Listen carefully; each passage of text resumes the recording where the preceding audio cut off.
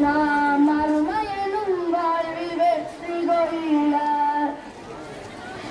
இகவாழ்வில் மூழ்கி வரும் மக்கள் மத்தியில் இஸ்லாத்தின் போதனைகள் ஏற்கவில்லையே. போதனைகள் செய்வாரன் எதிர்த்து நிற்பதில் மும்முரமாய் செயல்படுவோர் நம்மவர்களே. மறையை தந்தான் இறைவன் மதிய தந்தான்